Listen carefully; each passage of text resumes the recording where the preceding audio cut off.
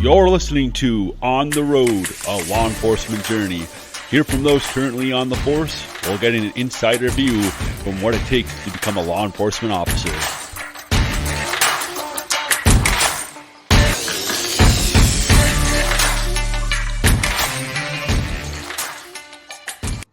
Welcome to episode number 18 of On the Road, a law enforcement journey. I'm your host, Jeremy Torma, and it has been a long time since I've done an episode. What's been like 2-3 months? Well, I started May 9th, June, July. Yeah, going on 3 months since I've done a podcast episode. The main reason why I really haven't done one is I haven't been sure where to go with it or what to talk about. I know I said maybe I'd bring people on, but there's already enough podcasts that kind of do that, so I'm trying to come up with ideas of like where to go with it, or for certain areas I want to focus on and stuff like that. So we'll see. But if anything, I just want to do a follow-up that I'm still working as a police officer, so I did not fall into that bandwagon of going through FTO and getting put on your own and going, holy crap, I hate this isn't for me, and then quitting it and going back to square one and having shame and going, oh, I'm not going to do an episode because I don't want people to know I'm not working as a cop. Nope, I'm working as a cop, and we'll get into that. I absolutely love it. You'll hear it again on this podcast episode. I wish I would have done it many, many, many years ago. Best thing ever. Every day is different. That's a huge part of it. No day is the same. I don't consider it like this job is going to work. I am truly the happiest I have been in a career, and things are finally going on the up and up. I titled this episode as Life's Second Chance because it really is like a second chance at providing a better life for not only myself but my family, and then truly making a difference in this world. I truly believe that every day I go to work and I'm out and about in the community, it's a opportunity to make somebody's day, or make somebody else's day better, or maybe give them some advice that maybe that can help them change their life around a little bit. So I'm just going to kind of go through some just general topics here, just to cover what it's been like. I'm going to, not like I'm talking like I got a shit ton of experience here. I've only been not even for 3 months, but it is a learning process.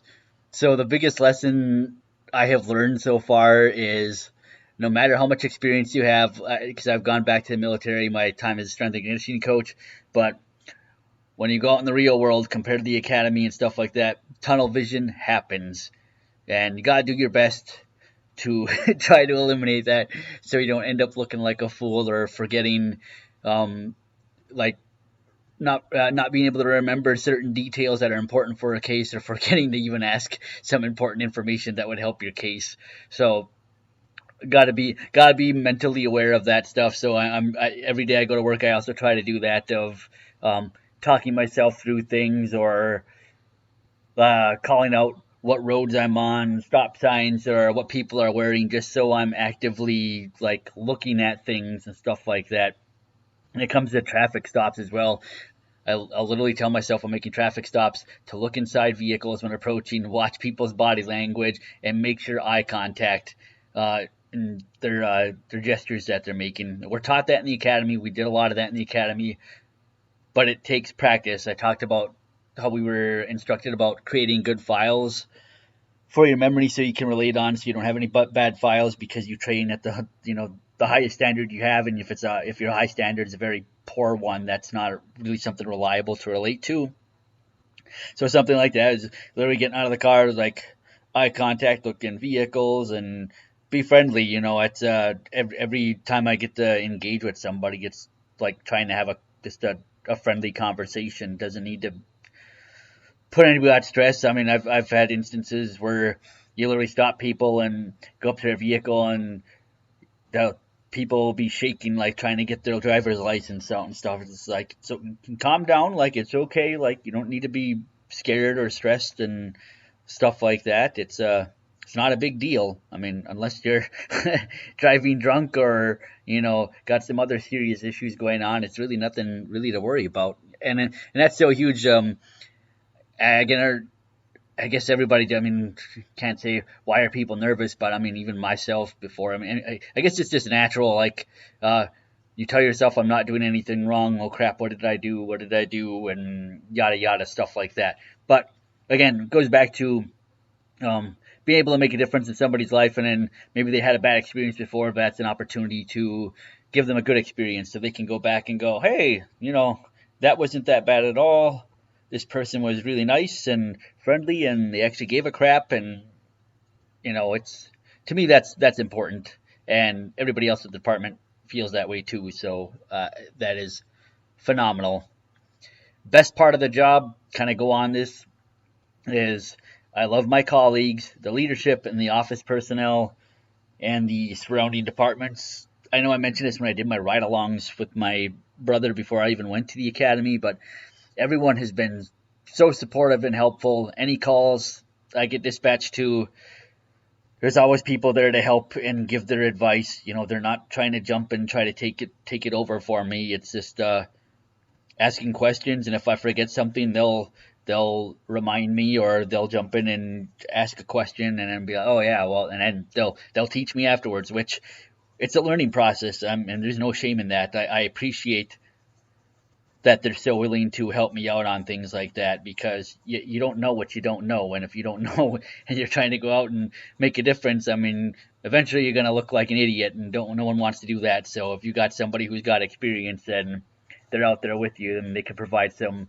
very good learning advice, then I'm gonna take that all day long, and I'll always be open to that. You can't take any. I don't even want to say criticism. It's not criticism, but any feedback, even if you do get criticized, it is what it is. You got to take it and grow from it. Again, every experience is a learning experience, because every day is completely different. You're not going to have the same old routine of kind of like what I had the strength and conditioning. The hockey guys come in. They either half of them are doing practice and half of them are in the weight room. Where you do full body, and then they switch. That half goes in on the ice. The other ones come in the weight room and tell the coaches how things went, how was practice, and we do the same thing day after day until they play in their games. And it's so easy to get caught in a rut. It's for this. It's not. Again, it's.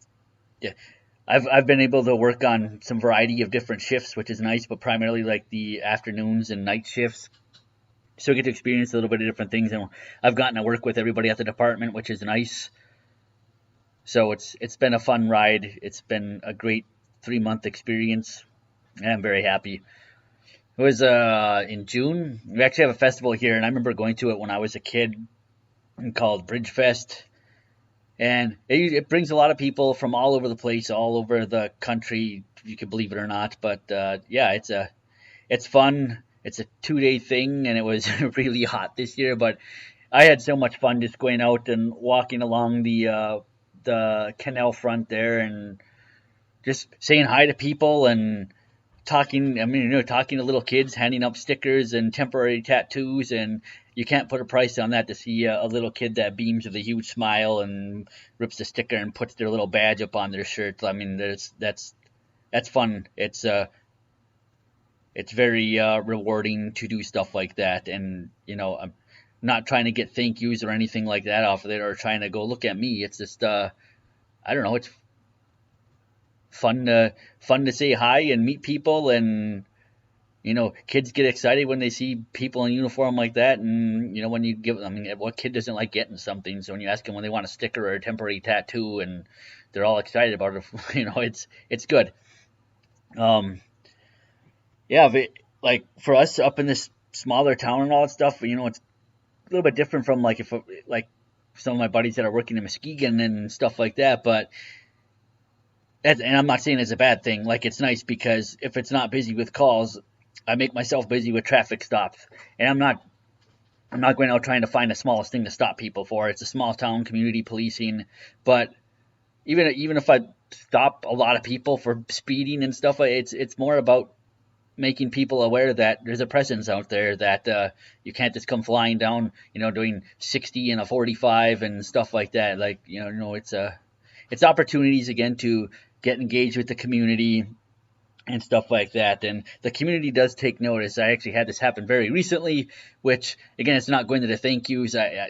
Not seeking that at all. And I shouldn't be. I mean, I've only been here for not even 3 months, so there's no right for me to even be thanked for anything.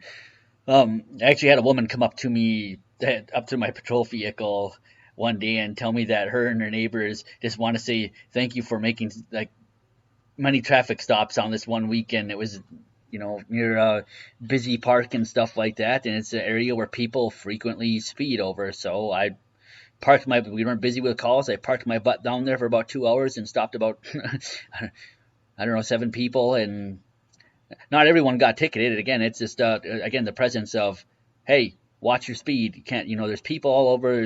There's kids riding their bikes. There's kids walking. There's people out enjoying the sunshine and stuff like that. You can't just go cruising by people and hope you don't hit them. It's not the thank you that felt good. It's the people. It's that the people notice and makes them feel better, and that they feel safer because of it. That's what makes me feel good about it. So puts a smile on my face and go, yes, like the community likes it, like it's helping them. So that's phenomenal. Worst part of the job, I was going to go, there's no worst part, but I mean that's and I honestly can say that I don't really have I don't have any complaints. Like I love it, and I guess if I have to say anything, everything's still a learning process. But so some instances I can't really help but feel incompetent at times, because again, you don't know you don't know what you don't know. So every situation is different. If you get a call that I've never done before, I'm gonna feel like an incompetent cop because it's something new to me. But again, there's somebody there that's always there to help. So there's a lot of moving pieces, and it's a teamwork, and the team here has helped me tremendously. I mean, whether it's the weekend and they're off shift and stuff, there's always the invite of something happens, whatever.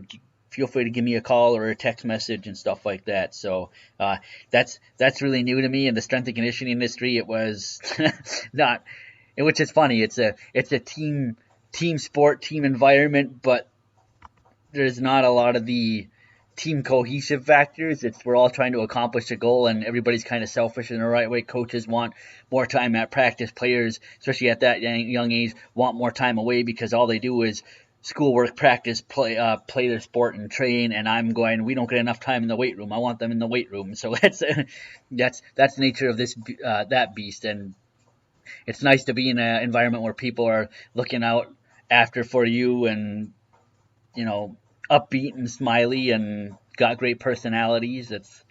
It's been very refreshing, and I honestly see myself making a career out of this and retiring here doing it with the same department. I absolutely love it. Um, yeah, I guess like I have no room to complain. Some of the cops who are more experienced, and I mean by many, many, many, many years, like when they were first on the job, they had like 3 days, if that, to learn the ropes, and they were given the keys to the cars to go out and kind of, all right, go learn, go be a police officer and go out in your community. So I can't imagine having to go through something like that. But same time, you're getting thrown in the fire, thrown to the wolves, and you're gonna learn very quickly when that happens. So, and unfortunately, I didn't have that happen. I'm out on my own now, but I have, again, can't say it enough, I have great resources and great teams all around me that are willing to help, and I'm willing to, I don't have a lot of like skill, or not skill, I mean, but experience as a cop to go out and try to give them advice and stuff like that. But I still, like, when somebody else does a traffic stop, I at least try to swing by to make sure everything's all right. Because if there's like a DUI or something like that, whether it be taking notes or just providing backup, because again, you don't know when something could go from bad to worse. It's always good to be out and about, and at least showing that I'm in the area to help out if needed. What's life been like since the academy? It's been nice not having to scrape by month to month, worrying about how we're going to pay our bills, like what happened in the strength and conditioning community. And I don't want to say that was a complete waste of time in my life. There's a lot of my buddies that are strength coaches who are doing very, very well for themselves, but it is something you have to do when you're young, and you have to have a network. I was not aware of the whole networking process till a couple years in, and I was already in my 30s, so I'm already set myself up for failure at that. But if I was my late teens or just getting out of college, absolutely, like, all right, well, I gotta live on my car and survive off of peanut butter jelly sandwiches to get this D1 job or whatever. That if that's what it is, that's what it is. But when you got a wife, kid, and all that stuff, absolutely not. So I feel truly blessed to have a full-time job with benefits. Again, it's not about the money, not about the benefits and stuff. That's just part of the perks of being able to go out and serve my community. We're currently renting a 3-bedroom house, which is I'm not going to get into the details, but it's nice to not be in an apartment anymore. We got some roof issues that's been going on for a couple months, waiting on them to get fixed. So, but that's about to happen here in August. So, knock on wood, hopefully. There's parks all over here. Again, it's a rural, like small town area, so it's easy to get away. There's no shortage of areas for our son to play at, and he gets to be around all of his cousins. And that mental stimulation for kids from other kids is so important, and it also gives mom and dad a little bit of time to talk to other adults, and whether drink coffee and just shoot the breeze and let the kid play with other kids. So that's been kind of nice. I do not dread going into work. Everyone's so upbeat and friendly. They all care about each other. Like we got, whether it be office people or other colleagues or leadership, bringing in donuts and stuff like that. So just always looking out for each other. It's phenomenal. I love it, and it's nice to see, because I see that carry out in the community with the officers that we got. It's awesome. The camaraderie, I think, has definitely filled a void that I've been missing. There was some camaraderie with the strength and conditioning, but not on a level like with the military. Even I feel like the law enforcement's a little bit more closer than what the military was like, because it's a small department compared to the military, where we had like 120 people, and in our platoon we had like 40. So we don't have that here, and you get to know each other really well and depend on each other, and it's to be able to like have the same kind of humor and share jokes and nobody get offended and stuff like that. Just because you go through, you might have a few chaotic hours, or you might have a crappy call, and that's your stress relief, and get to deal with people who understand what you're going through, and just so you don't take it home. That's been the nice thing. I have not taken anything home with me, which I'm sure my wife enjoys. And everything has pretty much said has been positive, and I love it, and I hope she's enjoying the ride as much as I am. It's easy for me. I get to go work for 12 hours, and she's got the long day of dealing with a toddler while being pregnant. So, but at least I also get off time, so now I can contribute without having to work, doing Zoom meetings with coaching staffs and talking about performance data and stuff like that. So my off time is my off time, and that has been nice. I don't have to worry about that type of stuff, or being on the computer doing exercise programs, and this goalie's hurt, so I need to give him a different program, or this person needs more power work, so what can I do? It's way different. I love it. It's nice to decompress and go take a deep breath, and I want to play my guitar. I haven't been able to do that. Or, hey, let's go take our kid to a park, or let's go take him down to my family's. I'm going to go jump in the sauna. Like, it's been awesome. So we try to go out and do things that are fun, and we're going to save up for hopefully take our first vacation next year. We've never been on a vacation the 6 years we've been married. I've drug us through all this trails of stress and worry and living paycheck to paycheck. So I can't wait to just. I'm done picking things. From picking the house for us to rent to picking a truck back in the day when it was an absolute problem. I've got the worst luck in picking things. I think they look nice, and then they're absolutely far from it. So I'm going to leave it on my wife. Whatever house she wants to get, we're going to go with that. Wherever she wants to go on vacation, you pick. We'll just go with it. I'm happy going anywhere. So I love it. What's helped me the most? And I've mentioned this before. It's not essential. It's life experience. And if you don't have life experience, it's the willingness to be coachable or the willingness to learn. And because I'm maybe 36. I'm new to a police officer, so I'm not going to pretend like I know everything. So I have life experience, but my life experience as a police officer is very little. So I will take all the criticism, the feedback, the help I can get. It's nice, and you can't take any offense to that. People are just trying to help you. But life experience with talking to people, to me, it comes naturally. Again, it's one thing I will be grateful for the strength and conditioning community of all the athletes and coaches I've gotten to work with. Some that were hotheads from the coaching staff to athletes that were all over all over the world who could hardly speak English, and all these different personalities that you're trying to make cohesive in a time that you have together. So I think that's been very beneficial. Uh, so I'm going on that more of the coaching stuff. So I know there's a lot of books out there that people can buy that can help them, like Verbal Judo and the Energy Bus and stuff like that. But there's two coaching books. I'm a big sports nut, and I know a lot of people police work are very big into sports as well. It's something everybody can relate to, and kind of another thing to connect with each other on. But two books I would highly recommend to people, and the first one probably won't be more so than the second, it's an autobiography by Coach Dean Smith. He was the head coach for the North Carolina Tar Heels for many years, but back in the day of Michael Jordan and stuff. But his book is called How You Play the Game. And the other book, I don't remember who it's by. It's by one of the Atlanta Falcons coaching, but it's Winning Begins in the Locker Room. They translate to any profession, so it's not just based on sports, but it was about how they change their cultures and into winning environments and stuff like that. It was about communicating with people and handling situations that are very complex, and the principles that help guide that. So I would highly recommend, especially Coach Dean Smith, that to have athletes look back and how they talk about that coach. He's no longer with us, but he truly made a difference in thousands of people's lives. That's a life goal, is not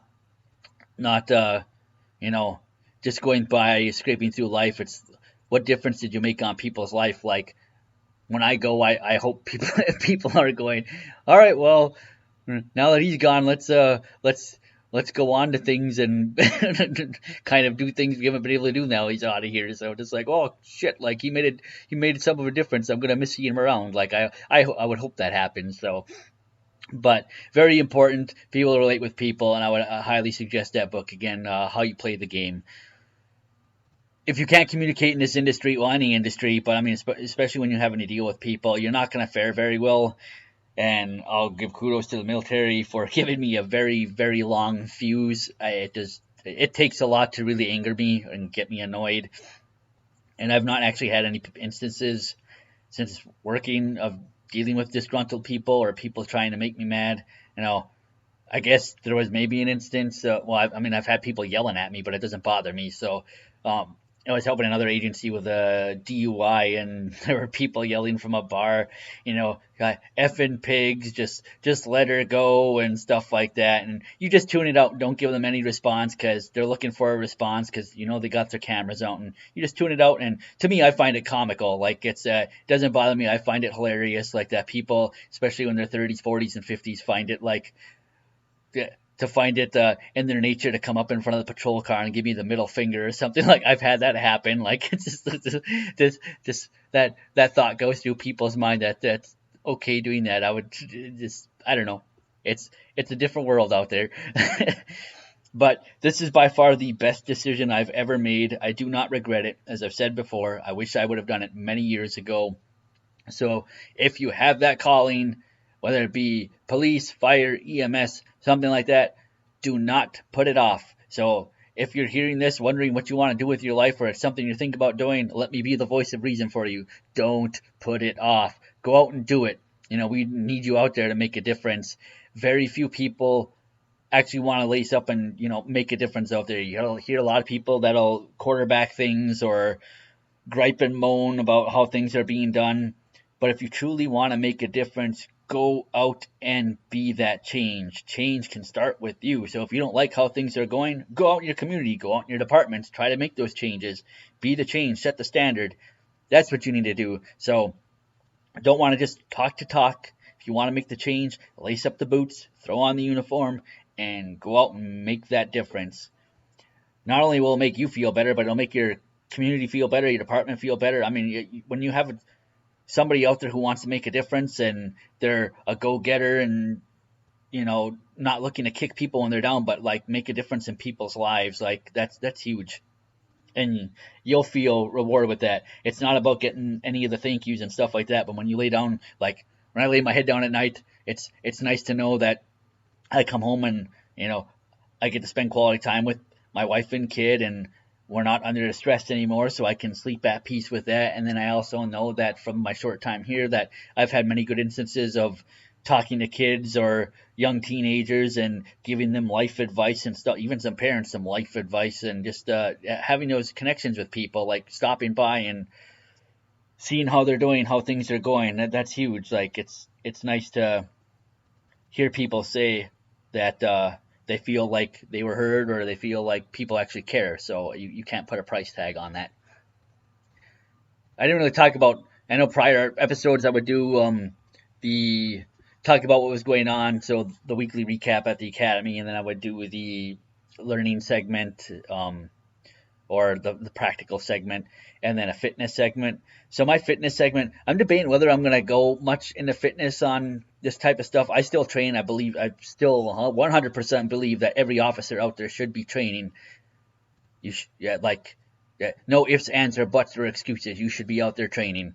But I guess because maybe from experience and all that stuff, but to me it's, unless I have something that's specific that people want to know or asking questions about, I can talk training all day long. But as far as like just general on this podcast and stuff, I've already hit like the big things of strength, power, hypertrophy work, and how to prepare for an academy. I'm actually working on a book for that, maybe for more. I was going to do it for preparing for an academy, but maybe I'll just do like workouts for full-time police officers, so can have a program to go by, so you're not just shooting darts at the wall and hoping that they stick, because everybody does better when they actually have something to follow. And a lot of people like creating their own stuff because it can kind of get monotonous of just doing the same routine over and over and over again. We don't want to do that. But my fitness segment, so I'm just going to go on the reality of working right now for how my schedule is. I'm not really set on a set schedule right now, because I've been doing a lot of the covering shifts for others while they're on vacation. So now people can go out and do vacations and stuff like that. But like I said, fitness has still been so important to me. I initially tried doing, for probably the first month or two, a 4-day training program, but that was just too much. Like, I feel shame asking my wife, it's a hard to even ask, hey, can I go in an hour early to work so I can get a weightlift, go get a training session in? I know you watch a kid all day long, so could you do another extra hour, so I can go out and have an hour to myself? When she's pregnant and has to deal with a 2-year-old toddler, I don't feel like that's fair, and it's very hard to ask for. So we've kind of came up with a compromise. I'm going to a 3-day program, and then once our next kid is born, she's going to get time to herself every which is more than fair. She's by far put up with so much stuff from my end of things, and has been working her tail off and picking up a lot of slack and stuff like that. So just whatever, take a couple hours each day, go do what you need to do, talk about getting a gym membership and stuff. That's the one thing we both miss, is being able to train with each other, and that's probably not going to happen until both our kids in school. It was very fun. I will say this about my wife, not a lot of people wouldn't know, as she was squatting, this was years ago, 415. I'm not even joking. 415. She'd warm up on bench press with 135 and his rep amount like nothing. It was impressive. So it'd be funny, guys at the gym would come up, that's big dog weight on the squat rack. I'm like, that ain't me. My ass would collapse on the floor if I tried that. That's her. So she's strong. Missed training together, so hopefully you can get that. So Maybe that's nothing. Like if you're out there training with your spouse, it's fun, and it could be I don't know, maybe a bonding type situation too. Like go out and do things with each other. But I've gone to a 3-day undulating program. So again, undulating just means the stimulus and the goal changes from day to day and week to week. I'm pretty much keeping like a 3 or 4 week training cycle, but each day is something different. So example is just Monday strength day, Wednesday power day, Friday is my high volume or hypertrophy day. So I'm trying to improve or maintain those things, and it's been working very well. I get to hit my full body, and then I feel good, and I don't feel completely drained afterwards. Um, it's it also helps. Like I was doing the upper body lower split, but if I have something come up or have a busy work schedule or I have a couple of days off or I don't want to go to the gym because we want to go out and do something, I won't feel so bad. It's like, oh, well, crap, I didn't work my lower body but once last week. If I'm doing a 3-day full body training program, it's easy for me to just go make it up the next day without having to worry about anything. So just because I already know I trained even if I miss 2 days, be like, I trained my entire body 2 days ago, that's fine. I can miss 2 days and not going to worry about it. Even longer than that, but in essence, that's what it is. So strength day, power day, and high volume. Again, strength and power are so important in any type of performance thing, especially as an athlete. And we are athletes. We're tactical athletes. And I also say if I'm working like a 5 or 6 day stretch, so if I'm working 5 or 6 days in a row, I throw the high volume hypertrophy day out the window, because the last thing I want to do is be sore as hell on my shift. You don't want to be in that situation where you have to run after somebody and your legs are so bagged that you can't chase after them, or your back or your chest is so tired you're trying to wrestle somebody off of you, but you smoked yourself too bad in the weight room that you can't actually protect yourself or subdue a subject if necessary. And I guess sort of like, to me, it's common sense. That stuff is simple. It's, again, strength and power being so important. I do those early on in the week. And then if I have that 2-day stretch where I'm going to be off, or 3 days where I'm going to be off, then I'll hit my high volume hypertrophy work before that happens. So then I have those couple of days to go out with my wife and kid and go to a park or do whatever we want to do, and I don't have to worry about training. I'm going to say it again. We need to train. And I will 100% say this, and people may get mad at it, but it is a disservice to yourself, it is a disservice to your department, and it is a disservice to your community by not holding yourself accountable to be physically and mentally prepared. I wholeheartedly believe that, and will say that over and over again till the day that I die. Like, as somebody who's out in the public and somebody the community needs to rely on, if you are not physically and mentally preparing yourself for work, then shame on you. And when it's not that difficult. 45 minutes, even 30 minutes, go do a full body session. That's all it takes, and then you'll be good to go. Like something's better than anything sometimes. Keep things simple. Set up before simple program will beat the pants off of the most things you'll find online. All you need really is a jump, some sort of jump, explosive work such as med balls or Olympic lifts, a squat motion, a hip hinge motion, an upper body push, and upper body pull. That's all you need for a good training session. And that's how I still do all of my training. If I have any time left over where I still feel like I want to do things, then I'll knock out some farmer's carries or biceps and triceps. But I'll still only usually do 1 or 2 sets of those, because I'd rather do 6, 7, 8 sets of squats than 3 sets of squats so I can get in 3 sets of biceps and triceps. I don't give a shit about my arms. I'd rather be able to train my legs. It really is that simple. Every training session can be like that. I can go front squat one day, back squat another day, split squat another day. I can go shoulder elevated hip lift. I can go deadlift. I can go glute ham raise lift on the other day. Pull up, chin up, dumbbell rows, overhead press, incline press, barbell bench press. There's a freaking 3-day training cycle right there for you. And if you really want to make it crazy, you can go strength, powers, and hypertrophy for those days. So those exercises allocate for each day. After 4 weeks, you change those exercises around. So if my bench press was on a strength day, move it to a power day, so I'm using lighter loads. And then I'll move my overhead press to a high volume day, so I'm doing more hypertrophy work for my shoulders. You can do that for 2 or 3 times, and you got like a 12-week cycle for you. Easy, easy, easy. And I said I'm working on a book, but also I find logging your workouts to be important. So again, I want to throw it out there. I do have training journals on Amazon.com called Train Athletic. There's a police edition and just a regular edition for anybody using a weight room. It has many pages, so it can last you anywhere from 3 months to a year. Depends on how frequently you're going to the gym. But again, I am going to be working on a book solely just on workouts for police officers. Maybe I'll just have a variety of different things to give examples depending what common goals and stuff are. But I think I'm going to leave it at this for now. I don't know when the next time I'm going to try to jump on will be. I'll have to try to figure out again where I want to go with things. But the main purpose of this whole episode was to let people know that I didn't fall off the bandwagon. I absolutely love this job. I see myself doing this for the rest of my life. I wish I would have done it a lot sooner. And if you have that calling, I'm dead serious. Go after it. Don't wait years down the road and regret going, well, I wish I would have done it years ago, because 5 years from now you could be vested and already have some time saved up for retirement and stuff like that. Not a lot of jobs offer that, especially where I came from. Retirement was not, unless you were at like a Tennessee or Clemson and stuff like that. But even if you had that, you're lucky if you keep your job the next year. Football has a shitty season and you get outed the next year, and then you're on back square one. Well, I hope I networked with somebody so they can offer me a job. You don't have to worry about that here, as long as you're doing the right things and you're trying to learn and be better and be out in your community. If you have any questions, or if you're interested in being on here, like if anybody wants to come on, I'm not going to say no, like, oh, I'm not interested in bringing people on. Yeah, if you want to come on here and you have something specific you want to talk about, or just talk about your experience, whether it be academy, your life as a police officer, advice you want to give others, let me know. Again, email is ontheroadlaw@gmail.com, and just let me know off that way.